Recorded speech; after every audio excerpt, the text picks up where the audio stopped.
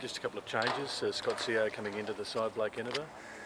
Yeah, so we've got some really good second rows at the moment, and they're competing really well at training. And through the pre-season period, it was really difficult to choose a team for that first game. And we made a decision in-house that we wanted to give Blake a chance this week. Rory had a fantastic game last week, but yeah, we want to see how Blake goes after such a good pre-season. And then Scotty CO, just on the back of his form last year, came back from injury and wasn't quite right to start the game last week, but we feel he's right to start this week, and we're confident that Alan's going to give us that impact off the bench. You know, with the front rowers, there's a lot of change in the front row throughout the game, and front rowers generally play at least 30 minutes, so we feel that this combination is best for this week.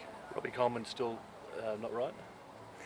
Still not quite right, so we played a full game of runners last weekend against Penrith up in Sydney, and the plan for him is to play one more game just to get him back to that fitness that's required for Super Rugby level. Only a big game this week. I thought that was it, mate. Big game this week so early in the season. Does it change the way you approach a Waratahs game because it is earlier than normal, perhaps? I think every game in Super Rugby is a big game. Last week was obviously a big one for us because the Hurricanes came off last year's campaign as the second best team in the competition, the best attacking team in the competition, and we had a big focus going into that game, and I think we handled that quite well internally. And I think this week's the same. We come up against the Waratahs team, who were one of the best attacking teams last year in the competition. Started the season this year quite well, and there's plenty of challenges there for us. So I think the preparation this week is very similar to the preparation that we had last week. You mentioned Blake. You've got big raps on him. Think he can?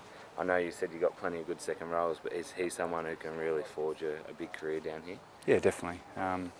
We're lucky that we've got sort of four very good second rows down here, plus other guys who can play second row, Jordan Smiler and Scott Fardy. But Sam Carter, Rory Arnold, Blake Enever and Tom Staniforth have all pushed really well through this pre-season period, and the guys who've missed out are probably unlucky to miss out, and we want to make sure we give everyone an opportunity over the first sort of half of this season.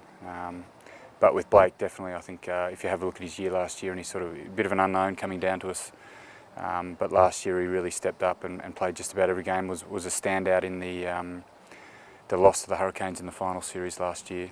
Had a tremendous NRC period and trained really well in the pre-season, so he's relatively young in terms of Super Rugby experience, so we expect him to develop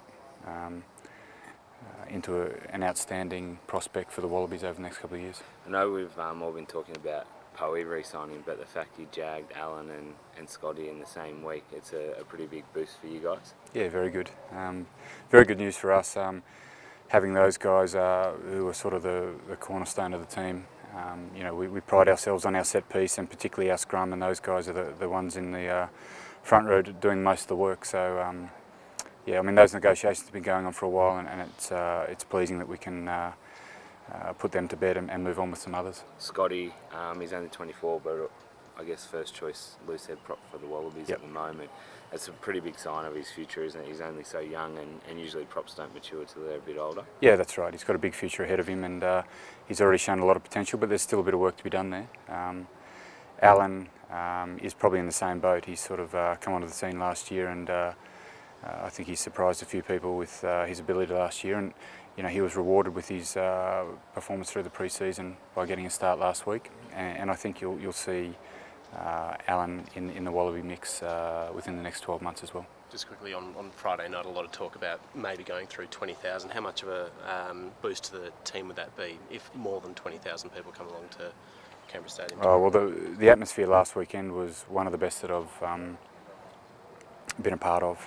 So sitting up in the box there, and we had about 13,000 people.